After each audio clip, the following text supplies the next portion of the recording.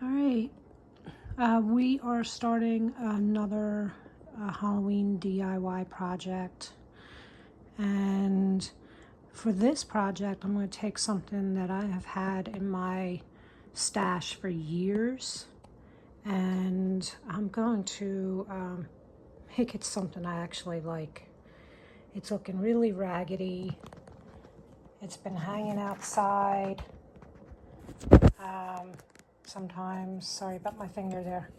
It's been hanging outside. It's gotten really worn and raggedy, and the plan is to take this piece and sand it a little bit, get rid of some of the paint that's there, take apart the wiring that holds them together. I don't know if you can see the wiring.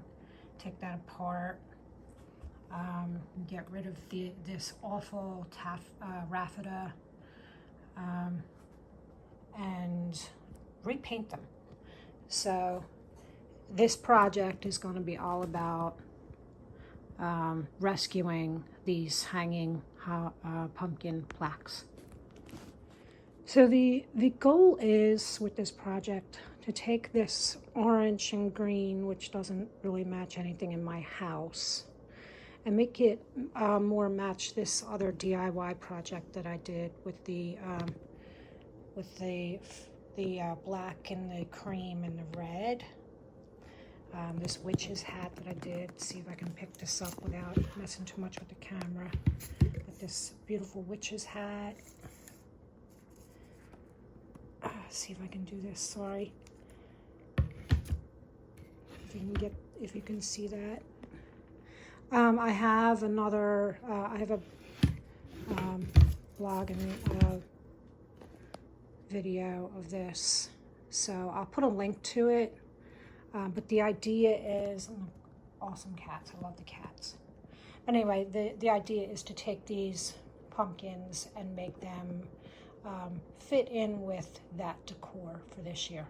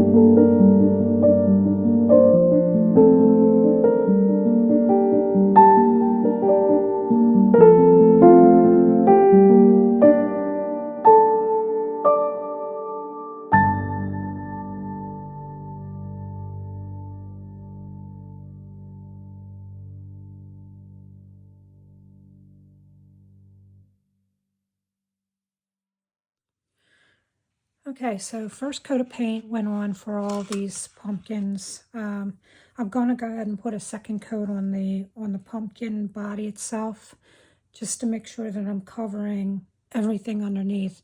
And the reason why I started with dark colors because I want to create like a base coat underneath with these red tones coming through. So the pumpkin itself is not going to be red, but I'm eventually, when it gets to the end, the plan is that some of this red comes through. So for now, we're using it to cover what's there, the messy stuff that's there. And then at the end, when all the paint layers are on, some of this will actually peek through. So that'll be nice. That'll be a nice red tone coming through. So the next thing that I'm going to do is just give these a second coat of paint on the bottom here. And then when that dries, then we'll move on to another color.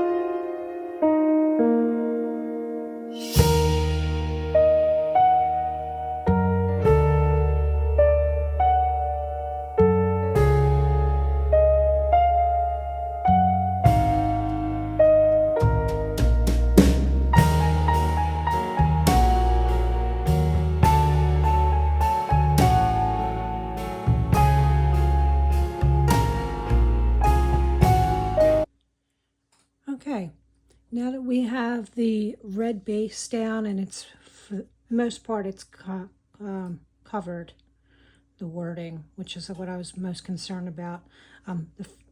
The next layers of paint, they'll finish the job. And I did the back. I don't really need to be too particular about the back because it's the back. You won't see it, it's hanging up on the wall. But I did put another coat on that. So today, I think what I'm going to do is experiment with this beautiful orange spice color. And I want to see what I can do with it.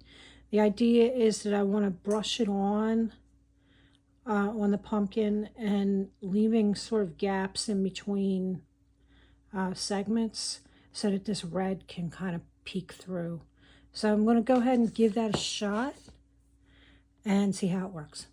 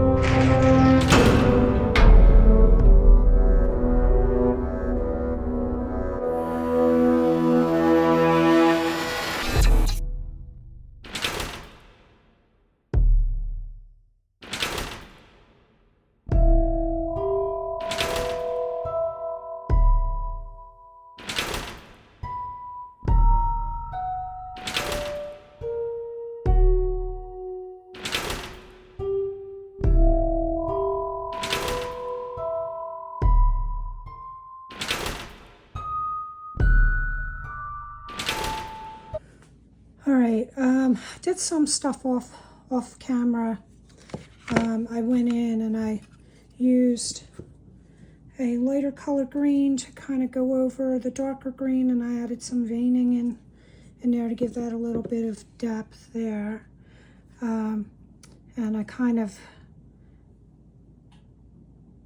more or less put in some red paint where I thought I might need more. Did some practice runs on the back of these pumpkins with the, with this paint here. It's parchment color. And so far that's kind of what I have. One thing I'm not loving is dots from the lettering from the original design are still there, but I might reuse them. I might go back and figure out how to use them and put like Happy Halloween back in there again. But for now, it's an ongoing thing. I'm just going to do this same technique on the other two pumpkins on the front. And then from there, I'll see where I want to go with this.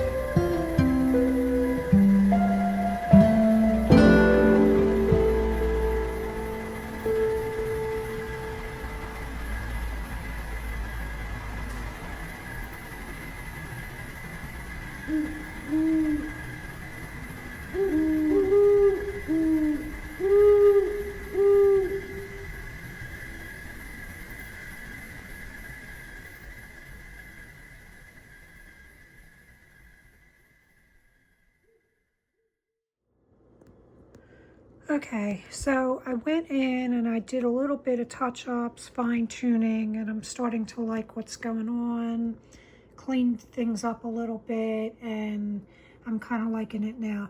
So the next thing I had to do, because those dots, unfortunately, because I did not sand, those dots where the letters were are showing through. So I'm just going to have to reuse them for trying to trace where the letters were so I can put Happy Halloween on these in black. And that's going to be the next step. Okay, well, I forgot to hit record while I was doing these letters, but that's all right. This is the end result here. I don't think I'm going to play with this anymore. I kind of like where it went, but I think maybe it needs a little bit more of something or other. But this is nice enough that I can put it back together again and put it up on my wall, and then maybe at some future time I can play with it a little bit more. But anyway, this is the